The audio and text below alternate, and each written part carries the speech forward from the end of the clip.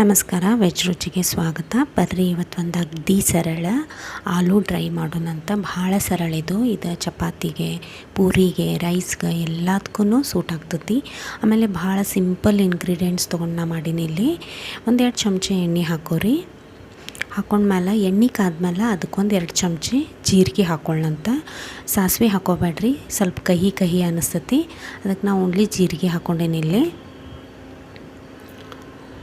ಆಮೇಲೆ ಉದ್ದುದಕ್ಕೆ ಹೆಚ್ಚಿದ್ದ ಮೆಣಸಿನ್ಕಾಯಿ, ಯಾಕಂದ್ರೆ ತೆಗಿಯೋಕ್ಕೆ ಈಸಿ ಆಗುತ್ತೆ.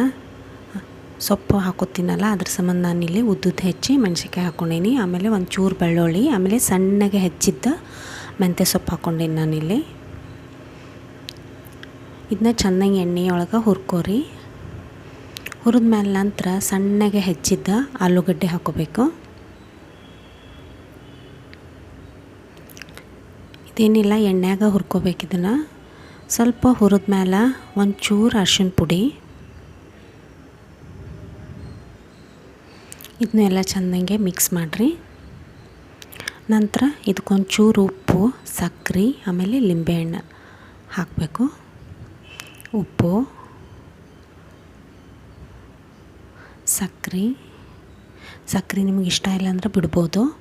ಒಂಚೂರು ಲಿಂಬೆಹಣ್ಣು ಹಾಕಿ ಚೆನ್ನಾಗೆ ತಿರುವಾಡಿ 1-2 ಚಮಚದಷ್ಟು ನೀರು ಹಾಕಿ ಪ್ಲೇಟ್ ಮುಚ್ಚಿ ಉಮ್ಗೊಯಿಸ್ಬಿಟ್ರೆ ಮುಗೀತು. ಆಲೂ ಡ್ರೈ ರೆಡಿನ ಆಯ್ತು.